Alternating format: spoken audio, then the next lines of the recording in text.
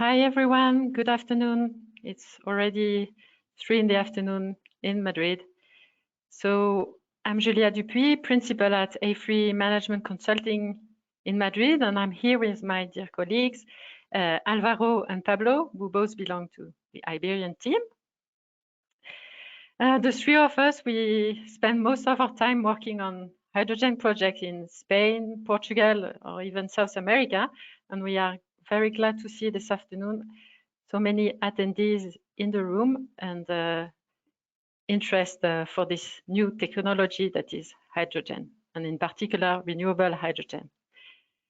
So let's get started. Pablo, if you can switch to the next slide.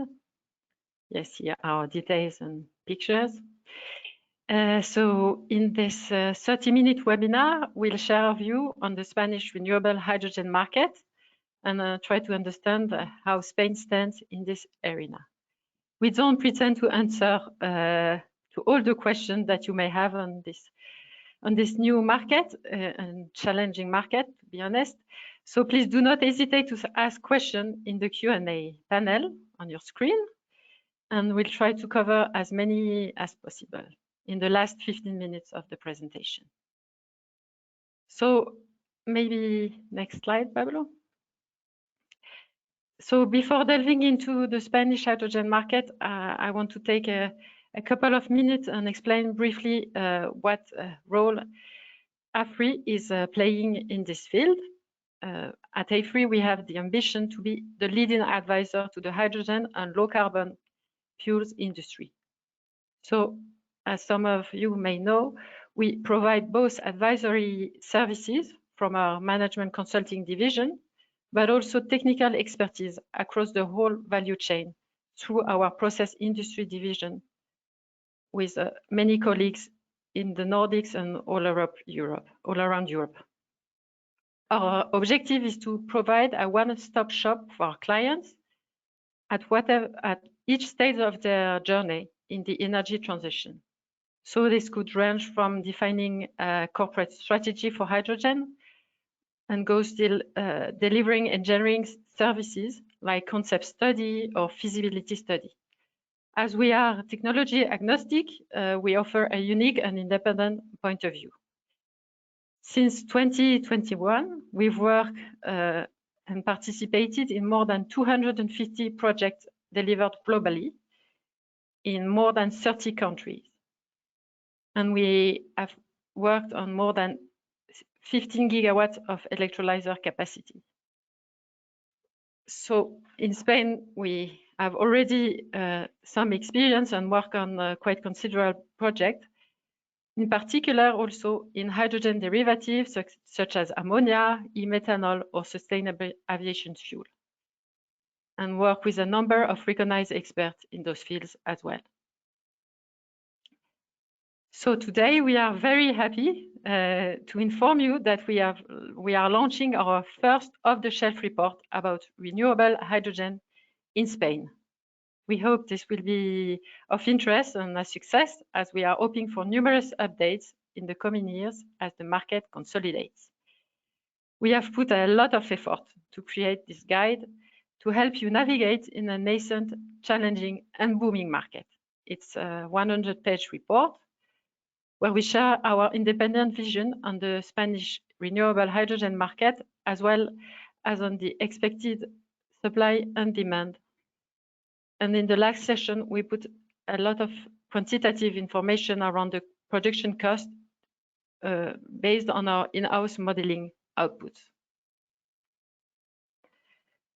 So you may have hundreds of questions around hydrogen, and hopefully this will convert in a useful guide for you in order to accelerate the learning curve and be ready to move ahead with potentially bankable projects.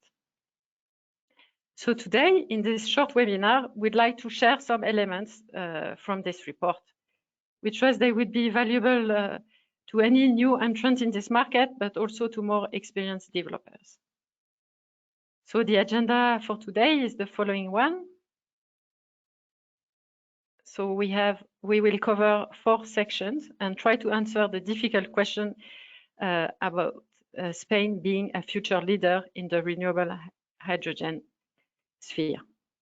In the first section, Pablo will provide some context around the hydrogen global market, and then we'll analyze the particular strengths of Spain and comment on the many challenges to overcome, both on the production side, but also on the demand side, to make and match the country ambition. Since we are consulting with an analytical mindset and with a sophisticated modeling tool, in our last session, Alvaro will spend some time sharing quantitative elements around the competitiveness of Spanish projects, according to the outputs of our modeling tools. So with no further ado, I will give the floor to Pablo. Thanks, Julia. Thanks a lot for the really interesting introduction. Let me start with Spain positioning within the global hydrogen landscape. First, remark that hydrogen is not a new product. Each year, around 100 million tons of hydrogen are demanded, mainly for oil refining and ammonia production, and its supply currently relies mainly on natural gas and coal. This situation is expected to change dramatically in the coming years, and by 2050, we expect this demand to increase fourfold to reach 400 million tons of hydrogen demanded per year. And all its supply, 100%, will be either low carbon or renewable. We expect that electrolysis is going to be the key technology to cover this demand, and around 2,000 gigas of electrolysis capacity are going to be needed, which is currently unthinkable. Under this situation, Spain positions as a future leader in the renewable global market. We are a pioneer, as we currently have 4 operational renewable hydrogen plants, totaling 30 megas of electrolysis capacity, and we have, with 20 gigas of electrolysis capacity announced by 2030, the 4th largest electrolysis capacity pipeline of any country in the world. Besides, Spain can leverage one of the most supportive regulatory frameworks worldwide, which is the European one. Europe has already set ambitious supply targets, such as the 20 million tons per year of the Repower EU plan, has also defined what is considered clean hydrogen, and has, and that's the most important part, has established binding targets for hydrogen demand, as the ones that you can find in RED III directive or Refuel EU Aviation. Are those targets the ones that are going to drive demand in the short term? In this situation, we truly believe that Spain is going to play a major role due to 4 main reasons. First, renewable resources.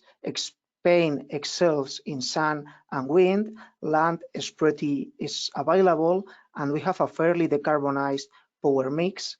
Secondly, we have a strong industry that currently demands a large part of hydrogen, a large part of ammonia, of methanol, and we are a leader in terms of maritime infrastructure. And we can use this infrastructure to export hydrogen derivatives to other geographies, mainly other countries of Europe. Third, there is a clear political support.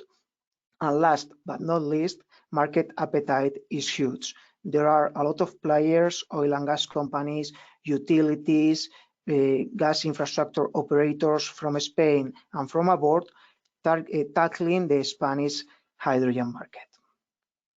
Solar resource is our key strength. Spain is the 3rd country in Europe in terms of sunny hours per year, just after Cyprus and Greece. These countries also have better solar resource, but they have limited hydrogen potential due to land availability constraints. Our resource is comparable to the one of Middle East or North Africa, and we can take advantage of being much closer to the European hydrogen demand. Besides, Spain is a wide country, and this allows us to combine solar PV plants in the east and parts of the geography in order to improve the electrolyzer's load factor.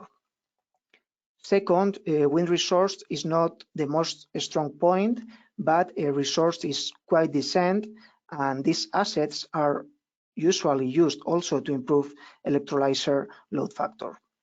And third, land availability is a clear competitive advantage.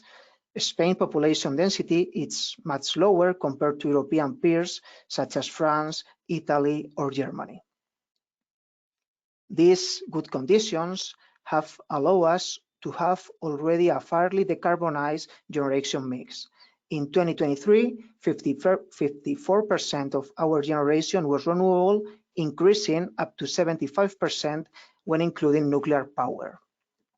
This decarbonization trend is expected to increase over time, and by mid-2030s, we expect the additionality principle to be exempted thanks to the decrease in grid carbon intensity. It will unlock the whole Spanish renewable portfolio for hydrogen production, reducing hydrogen PPA's prices. Moreover, you may know that you are allowed to take electricity directly from the grid without PPAs to produce low carbon and renewable hydrogen, but you can do so as long as you respect a minimum greenhouse gas savings of 70%. So the lower the grid carbon intensity, the more electricity that we are going to be able to take from the grid in order to increase electrolyzer load factor and to improve production costs. The other key milestone that we should track is when a 90% of renewable energy generation share is reached in the mix. We expect it by the end of the 2030s, and by this date, the restrictive temporal correlation principle is going to be exempted. This is going to reduce the oversizing needs of renewable energy plants that are going to supply electrolyzers, and consequently, it's going to improve drastically hydrogen production cost. In addition, the more renewable the grid is, the more hydrogen that can be claimed as renewable when taking electricity directly from the grid without PPAs. Demand side is also favoring the development of the sector in Spain. As said, we have a strong industry. Spain hydrogen demand is the 6.5% of European demand, and we have a relevant industry in key sectors such as steelmaking, chemicals, fertilizers, ceramics, refineries, etc., who are potential hydrogen off-takers. We do not consume just gray hydrogen, but we import massive amounts of gray ammonia and gray methanol. So there is also the opportunity to produce these products locally and to avoid imports, improving the trade balance of Spain. What we are seeing these days, it's a strong interest in developing projects in what we call clusters. That are industrial areas where companies collaborate in order to share the costs of key equipment such as hydrogen pipelines, electric networks, or even electrolyzers. In this way, they benefit from economies of scale, and it's easier to develop the hydrogen projects. As said, Spain is a leader in harbor infrastructure. We already have 10 ports that can handle ammonia or methanol. We have 7 LNG terminals, and we are one of the biggest countries in terms of maritime freight transport in Europe. So we can leverage all this equipment, all this infrastructure to export hydrogen derivatives to other European countries in the short term. In the longer term, there are plans to develop a hydrogen backbone that is going to connect different industrial sites, different ports. In particular, Enagas, the Spanish TSO, who has been designated also the hydrogen network transmission operator, plans to develop around 3,000 kilometers of hydrogen pipelines by 2030.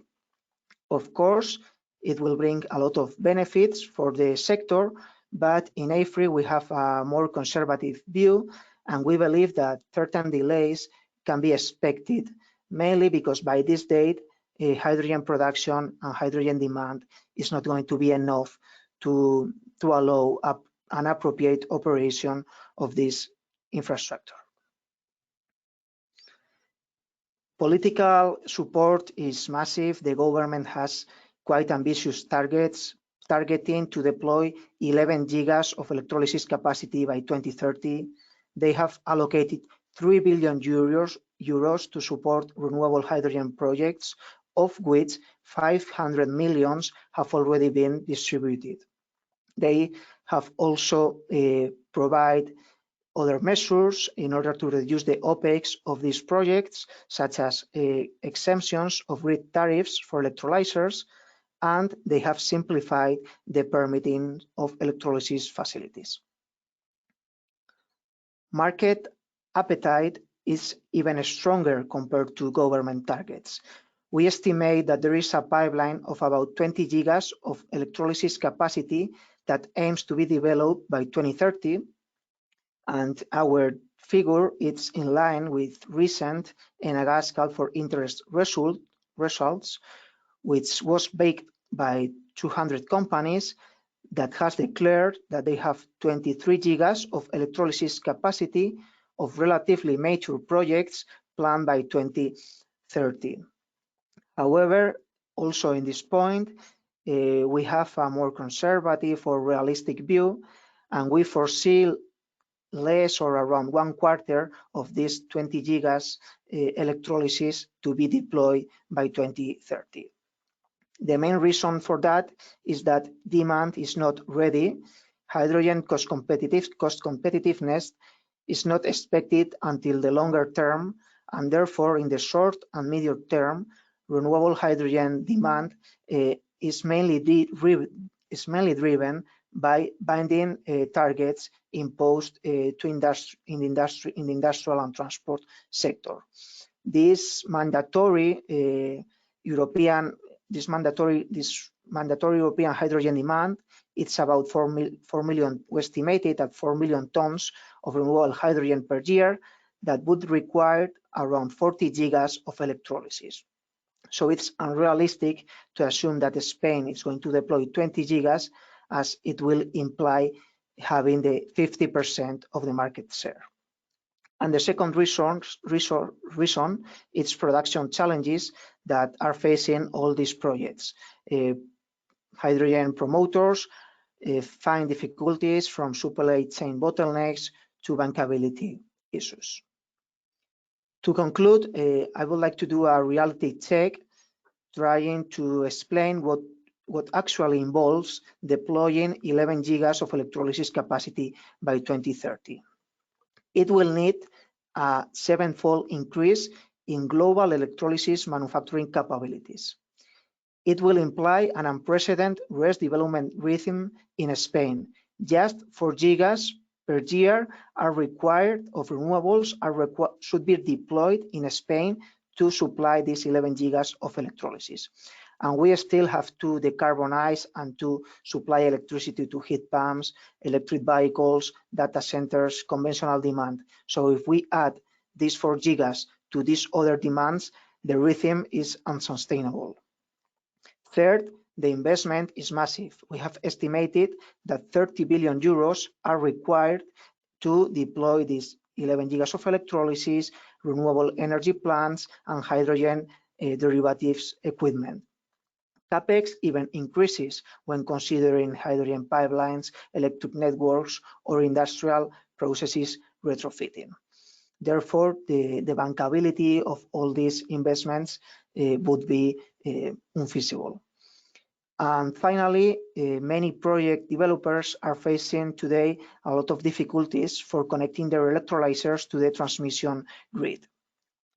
Because the grid it's not ready to accommodate this massive demand. Imagine that 7 gigas of the electrolysis is connected to the grid. It will imply an increase of about 25% in the peak electricity demand. Fortunately, the TSO is, as you may have seen, it's trying to to modify the transmission network planning in order to include all these projects, these new consumers in it. All in all, government objectives looks ambitious. The road to success will be challenging, but our outlook remains optimistic, and we still believe that hydrogen is going to play a major role in the energy transition. For developers, what is key today is to focus on optimizing hydrogen production cost in order to reduce as much as possible the gap between the levelized cost of hydrogen and the off-taker willingness to pay. For this aim, it's quite important to do an exhaustive assessment of what's the best project configuration, if it should be connected to the grid, if should we install more renewable capacity. All these scenarios, we covered them in our report, and today my colleague Alvaro is going to share some interesting results of some of these scenarios. So please, Alvaro, go ahead. The floor is yours. Thank you very much, Pablo. Yes, so as Pablo was saying, today, given all the challenges that hydrogen projects face currently and will face in the coming years, it is essential to develop an analysis and optimization and a modeling of these projects in order to have the best assessment possible about all the potential impacts that all the parameters and how all parameters might affect on the final cost of hydrogen production. So as Pablo was saying, in the report, we've included several examples, several calculation and analysis we've developed for illustrative purposes to show an overview and to provide an overview of the wide range of hydrogen project possibilities in Spain. Now I'm going to present just a couple of examples of the analysis that we can perform. But before we enter into that, it's important, first of all, to know what is the product that we want to produce. According to the European regulation, there are two types of hydrogen that we can produce. So the renewable hydrogen, or RFNBO, as it's called in the regulation, and low carbon. If we attend to the definition of both of them, so an RFNBO hydrogen will be that or whose content of CO2 is reduced by 70% compared to a fuel comparator that the EU set. This translates into a maximum CO2 content of 28.2 grams of CO2 per megajoule in the final hydrogen produced. In addition to that, all the electricity used to produce this RFNBO must come from renewable sources. In contrast to that, low carbon hydrogen has also to comply with this 70% reduction or emission savings, but the electricity supplied to produce this hydrogen does not necessarily need to be 100% renewable. So with all that taken into account, we can move on to the next slide and see what are the scenarios that we wanted to present today. So using and taking advantage of our in-house modeling tool to optimize hydrogen projects, we've developed four scenarios in order to provide a comparison about the final LCOH between them. So first of all, we've analyzed what is or what would be the LCOH of an isolated project supplied by dedicated renewable power plants, namely onshore wind and solar PV, in different countries of the EU, including Spain, in order to provide a comparison between the average project in Spain and an average project in the EU. So as Pablo has said during his presentation, Spain is in an optimal position to produce one of the most competitive hydrogens in Europe, as we are going to see in the next slide. But in addition to that, we've developed two additional sensitivities. So one of it is what would be the cost of a grid-connected project producing 100% RFNBO hydrogen, and what would be the additional LCOH reduction of not producing 100% RFNBO, but a mix of low carbon hydrogen and fully RFNBO. So as you can see on the right part of the slide, with our model, we can implement, we can modify and let's say analyze any different parameter, any different part that affects a full hydrogen project, taking into account not only the electrolyzer or the hydrogen storage, but also the electricity supply side, including dedicated renewable power plant, modeling PPAs, and modeling the electricity supplied through the grid and at the wholesale prices. Thanks to our electricity market modeling tool, BIT3, we have price projections up to 2060 on an hourly basis, which allow us to model the functioning of the electrolyzers on this hourly, with this hourly resolution. Beyond that, we can include, of course, the TPAs to account for the total cost that an electrolyzer operator or developer will see. So we can move now on to the next slide to see the results. So in order to have a very quick and comparative metrics, we have normalized all the values. So if we start from the left side of the chart, we can see that an average EU project would have an LCOH, let's say, of 100%. So this would be the maximum of this LCOH for this example. So as Pablo was saying, and I anticipated, if we move now on to the average Spanish project off-grid, so just onshore wind and solar PV supplying electricity to the electrolyzers, we can see a savings of up to 25–26% compared to the European average. This is, as Pablo said, thanks to the abundant solar resource and the more than decent wind resource in some parts of Spain. Now, we wanted to show also what are the additional benefits of connecting an electrolysis project to the grid. So the next one is the 100 RFNBO grid-connected project, which produce an additional LCOH saving of around 25% compared to the Spanish projects.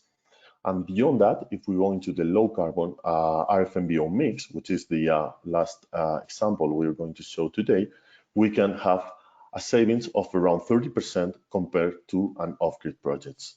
So this is thanks partly because these projects can take advantage of the very low prices that we expect from the grid, thanks to the massive entrance of renewables, but also because if we have the possibility to connect a project to the grid, we have the possibility to sign financial PPAs to supply the electrolyzers and comply with the delegated act.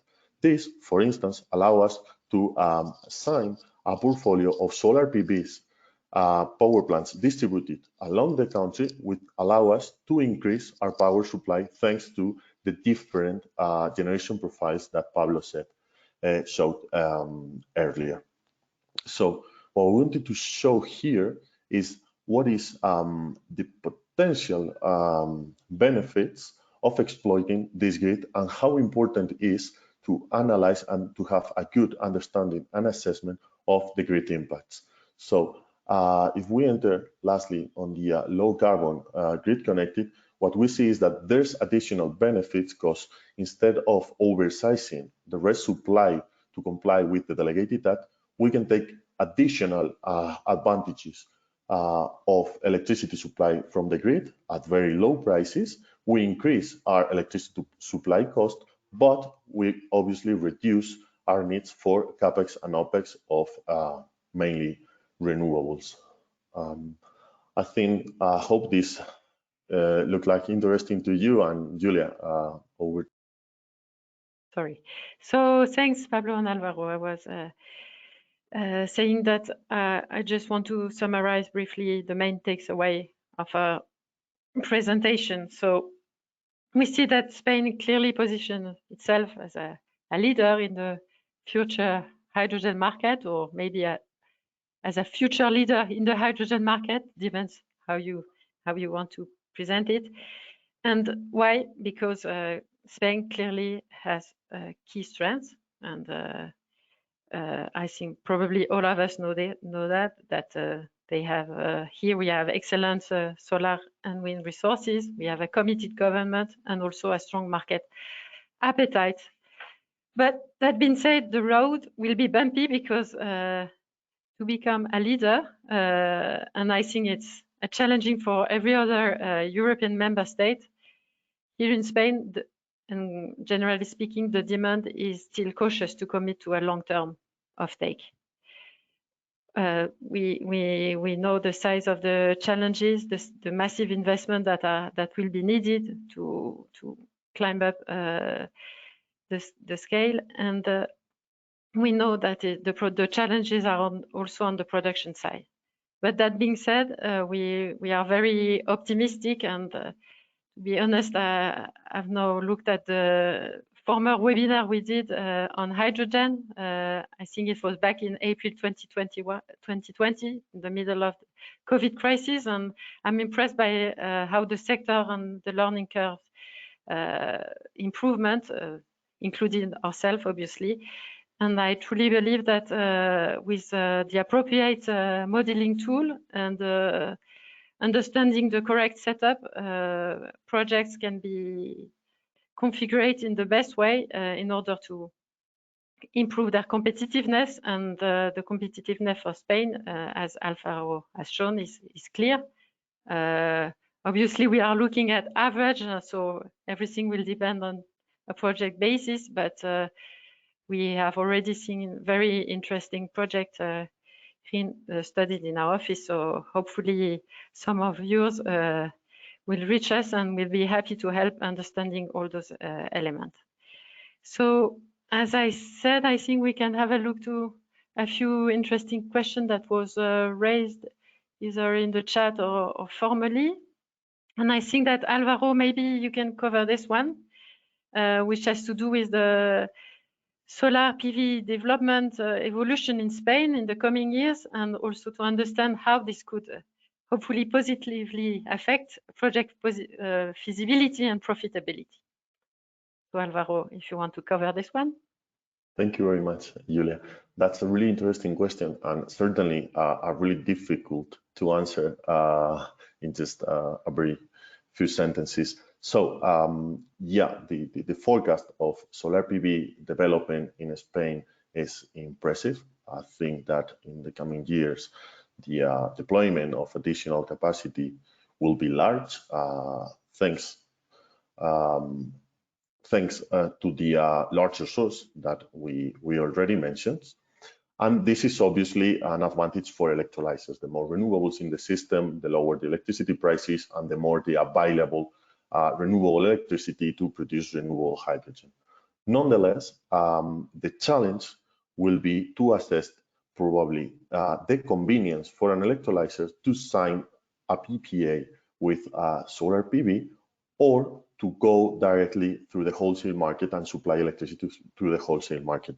And here, the balance, the trade-off must be to analyze whether the advantages of having a PPA with all the renewable and complying with all the additionality and the emissions savings, it is worth it paying, let's say, the price of a PPA, which to say the least will be the LCOE or undiscounted LCOE, or if on the other hand, it is worth it to just go directly to the wholesale market, taking advantage of the cannibalized prices during solar hours, and obviously obtain much cheaper electricity prices, but not without having all these additional benefits of the additionality compliance and all that. So here I would say that the point is to analyze project by project what is the desired outputs, what we want to produce. As I said, if we want to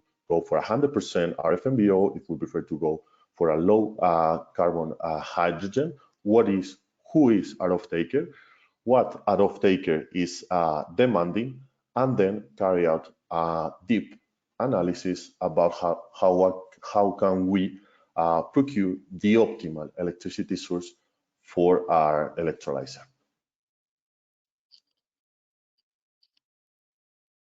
So great. So maybe Pablo, you can cover this one about market opportunities for medium-scale developers beyond the big utilities or oil gas company in Spain. Is there some market opportunity for those players that we know well as well?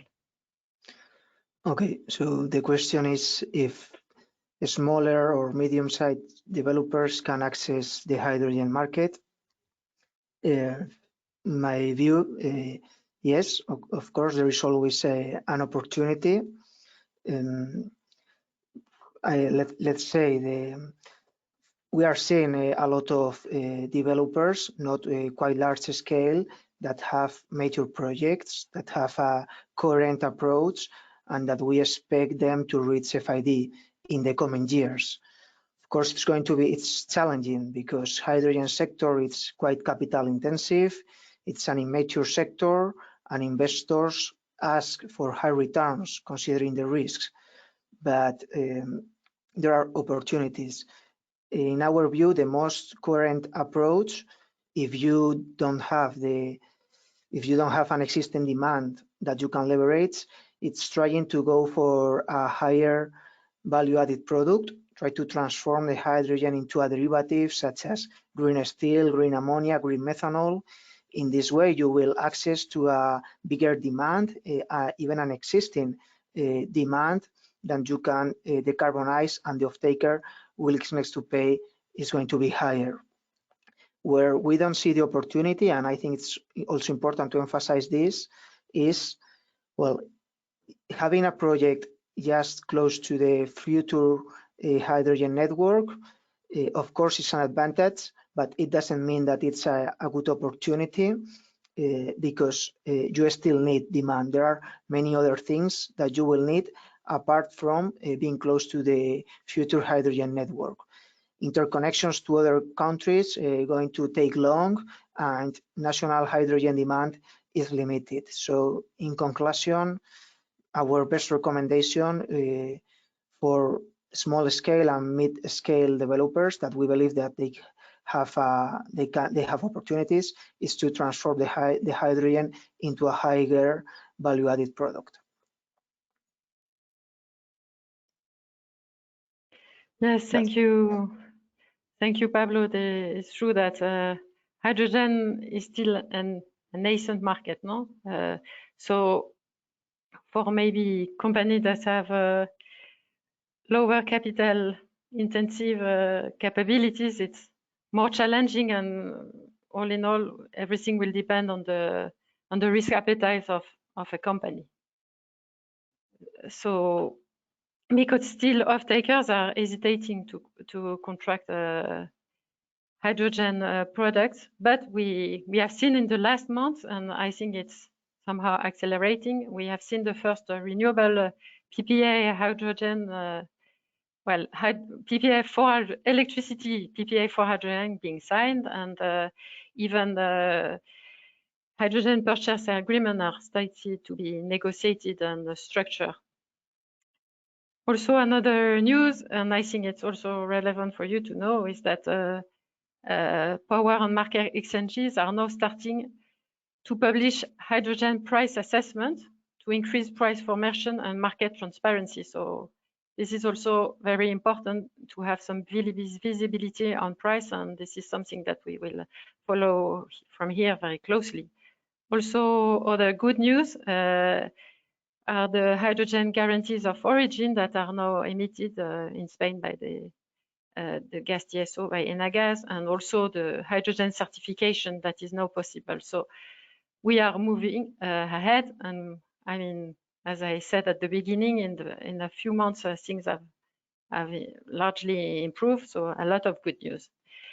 And I think there was one last question that was quite interesting, and probably also that could convert into a red flag for projects, is the water topics, because obviously to produce hydrogen you need you need water and fresh water. So we've done our math and studied this for some projects. So if we make a quick calculation, on average, a kilogram of hydrogen needs close to 70 liters of fresh and pure water.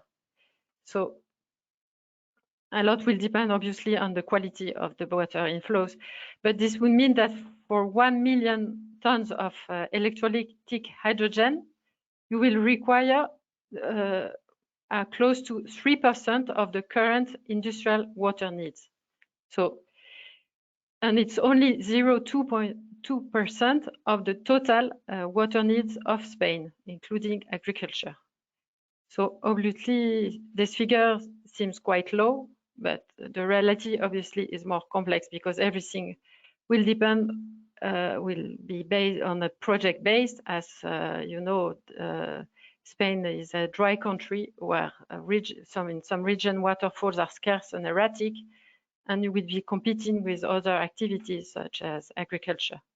So we are not on average concerned about this topic, but obviously it can convert in a no-go for a project. So this is something that you really need to study at the very beginning of your project.